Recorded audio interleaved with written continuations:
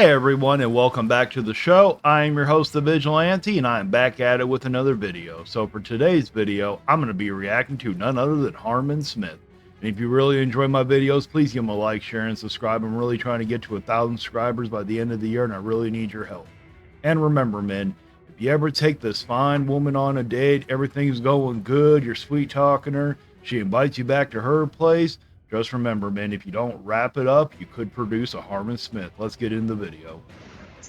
So with all the very forced controversy in regards to the Nintendo Switch 2, a lot of people have completely failed to notice that I was completely 100% right about one of my hottest of hot takes. You know, something that people did. Harman, there has been very few times that I have ever seen you being correct. I think you only ever been correct once, and a broken clock is right twice a day. Didn't want to acknowledge, that they didn't want to admit to, that they didn't want to admit was real. Because the narrative going into this was that the Switch 2 would be the next generation platform and would completely leave the Switch 1 in the dust, and that thing would be canceled, we would get no more games on it, and the Switch 2 would just completely replace the Switch 1. Nintendo would move past their best-selling piece of hardware ever, and then the Switch 2 would fail, and then Nintendo would go bankrupt and be acquired by PlayStation or something.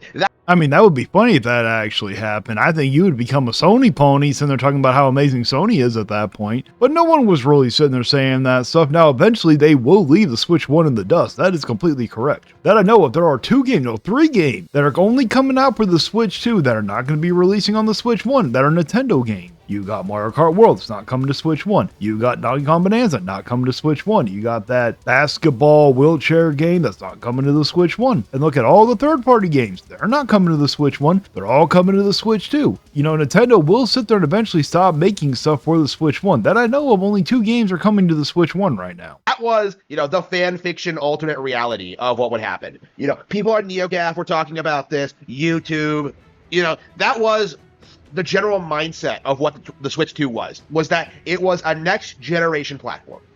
That's because it is. That's why it's called the Switch 2, not the Switch Pro. This is the next generation. Eventually, they will stop making stuff for the last gen. That's how it works. When we got the GameCube, did they sit there and stop making stuff for the N64? Yes. When we got the Wii, did they stop making games for the GameCube? Yes. When we got the Nintendo DS, did they stop making games for the Game Boy Advance SP? Yes. You can look at this thing, you know, you can look at its games, you can look at what it's doing, you can look at the UI, you can look at the control scheme, you can look at, like, you know, the upgrades and the updates and the price tag, and, like, you know, you come away realizing... Yes, we sit there and look at the Switch 2 and realize that is nothing more than a bootleg version of the Steam Deck or the Rogue Ally. That this is not a next generation platform, this is an upgraded Switch 1. You know, similar to how the OLED has, like, a slightly better screen, like the Switch 2 has slightly better hardware features, slightly better technology, slightly more processing power, you know. It has major improvements. It is a lot more than an upgrade. The Switch 1 was PS3 hardware. This is PS4 hardware, you damn idiot.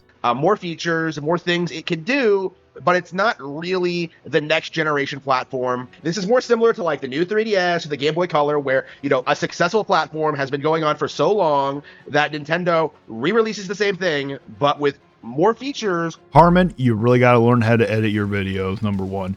And number 2, there is a huge upgrade difference between a Game Boy Color and a 3DS. Are you kidding me? You literally are forgetting the Game Boy Advance, the Game Boy Advance SP, the regular DS. Are you kidding me? You're such a damn idiot. In order to keep it relevant and to kind of refresh the console while they work on their next big thing, right?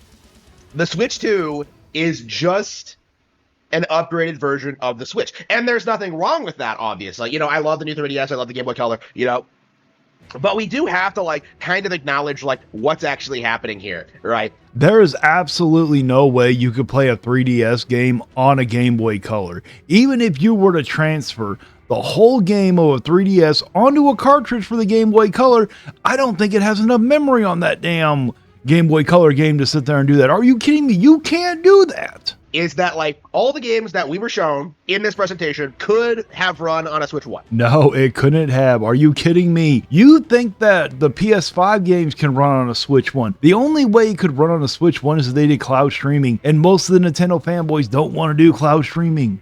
Donkey Kong Bonanza, Mario Kart, Elden Ring, everything could have run on a Switch 1. These aren't like super demanding games. They aren't like the next evolution of video games. Like all they did was up the specs on a Switch 1, put in the work to get a handful of minor third-party developers on board. People like CD Projekt Red and FromSoft. You are correct. These weren't very demanding graphical games, but for the Switch 1, it is. For like a PS5, oh, it's easy to run. For a PC, it's easy to run. That's why they came out with upgrades. To put on the Switch 2, I guarantee you they're going to have to downgrade everything. A way for Nintendo to revitalize interest in the Switch after years of being screamed at by YouTubers and analysts about how the Switch 1 was old and underpowered and not able to compete with the real big boy consoles. Okay, we'll just release the same thing with Mustex. Like, it couldn't hang with the big boy consoles. You're completely correct. I'm so glad that you're finally able to see that. This is the reason why Nintendo don't even accept you, Harman. You are such a liability and a detriment to this company. I'm surprised that the PR team over at Nintendo doesn't try to get your channel taken down, to be honest.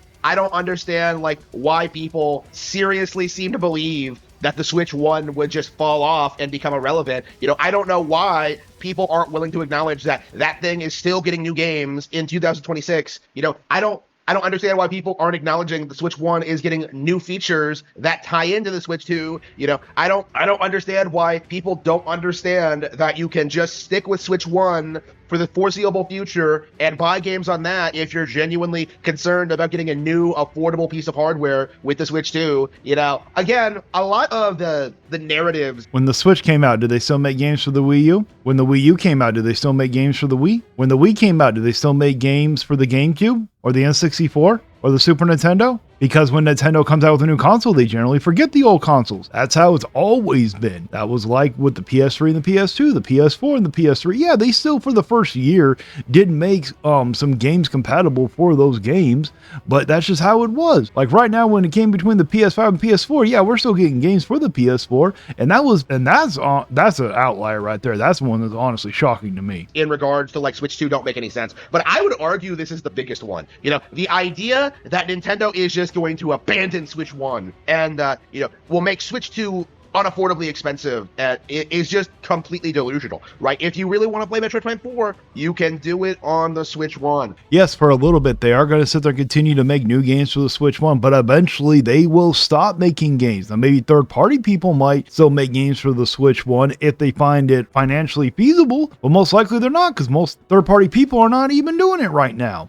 So eventually Nintendo will give up on the Switch 1 and solely focus on the Switch 2. If you want to play Tamagotchi Life, which is probably going to be only the second most successful game in the near future, only behind Mario Kart, yeah, you can do that on Switch 1. Rhythm Heaven's on Switch 1. Pokemon ZA. Pokemon is still coming to Switch 1. So when the vast majority of games in Nintendo's upcoming lineup are also releasing on Switch 1, that I know of, only Metro Prime 4 and Pokemon Legends ZA is coming to the Switch 1. Now, there might be some other ones, but if I was a betting man, I would bet that the Gen 10 of the Pokemon games will be sitting there only on the Switch 2. What you're going to see is that even the people who refuse to upgrade to Switch 2 are still going to be buying Nintendo games. And that is a big thing that I think people aren't acknowledging when it comes to people seething about the price points. You don't have to pay them if you don't want to, What's going to happen? For those of you who don't understand what this means, is that people who are genuinely concerned about the price, who don't want to buy a console right now,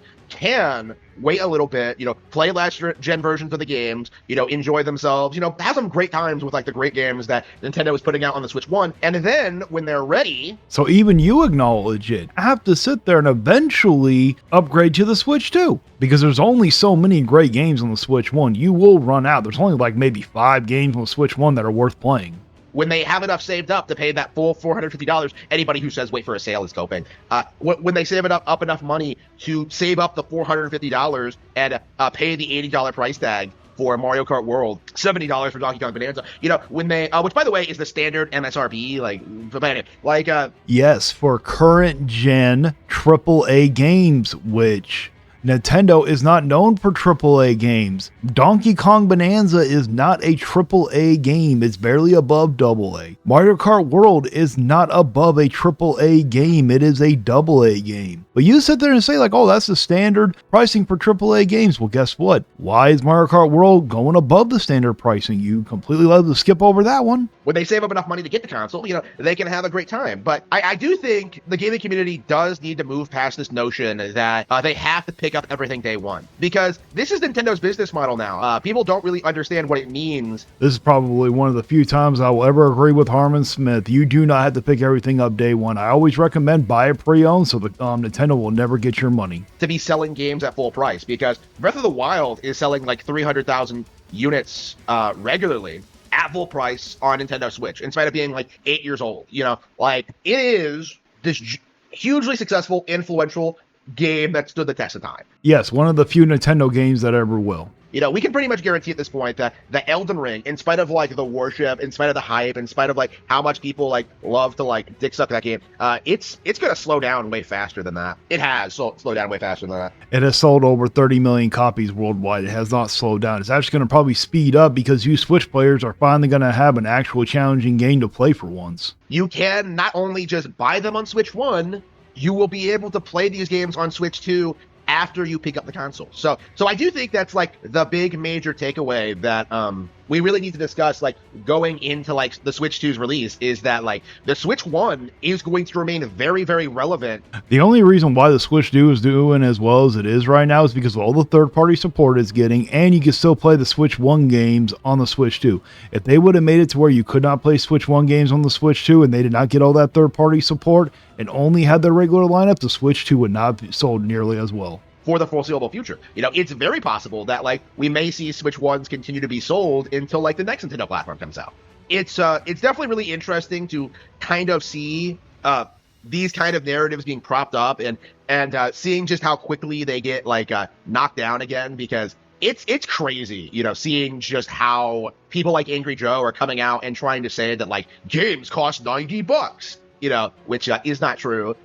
And Tears of the Kingdom for the Switch 2 costs $90. Breath of the Wild, if you want the full experience, costs $90. And have you forgotten taxes? They keep trying to insist that like all games cost that amount when no, that's not true at all. Like, these guys are just like kind of discrediting themselves. Like, the more they seethe and rage about Nintendo Switch 2, the bigger the backlash is going to be from the community when they finally pick up the console and realize how great it is. Like, this is like the real travesty of influencer culture, is that these people aren't influencing anybody. No matter what happens. Actually, Angry Joe does influence a lot of people, just like Austin John Plays influences a lot of people also. You have no idea what you're talking about. Everybody who's seething about the Nintendo Switch 2 now is going to pick one up at some point. And it's just a matter of time until we just see this entire house of cards collapse. And, the people who are seething online are going to have to concede that the Switch 2 is successful. Now, yes, I will admit, I will be picking one up when I can buy one pre-owned after the games go down in price also. I will pick up those pre-owned also, so Nintendo won't get none of my money. Like, they'll probably do something like pretend like, oh, Nintendo's momentum is so great to be stopped by this bad new generation of consoles. But, like, they can't keep complaining about Nintendo and then turn around and pretend to not be invested in the platform. Nintendo does have some pretty good games, so most of them will sit there and pick it up. I don't think Angry Joe's going to pick it up because he really does not like Nintendo. Nintendo is not a very consumer-friendly company. They are very greedy. They do not like people live streaming their stuff. I think they're finally starting to let off a little bit, but just you wait. They're going to start back up on that bullshit again. Like, I've made this observation about Steam Deck fans in particular, but like, good luck finding anyone talking about the Steam Deck that doesn't immediately bring up the fact that the Switch exists. I bet most of the people who bought a Steam Deck were probably people that already had a Switch and they wanted to play some big boy games. Like, it's just impossible. Like, nobody actually genuinely enjoys the Steam Deck. It's just something that people can weaponize against Nintendo. And I think that's a big reason why that thing has only sold a couple of million units, less than the Wii U. The Steam Deck has only been around for 3 years. That's why. And also, the Steam Deck was very expensive when it came out. That's why a lot of people did not want to get it. It was extremely expensive for a handheld. But now, if they can make the second Steam Deck and make it comparable to the Switch 2, it might actually be more comparable or competitive. It's going to be really remarkable to see over the next couple of months, like seeing like all of the lies about Nintendo Switch 2 circle the drain. But for me, I think this is the big one, is that this is not the next generation of Nintendo hardware, that this is just an iterative upgrade, that it's just a slightly improved Switch. Oh, I'm so glad this video is done and over with also. That's it from my reaction. Let me know down in the comments if you agree with me or not. Please like, share, and subscribe, and remember to wrap it up so you don't curse us with another Harman Smith.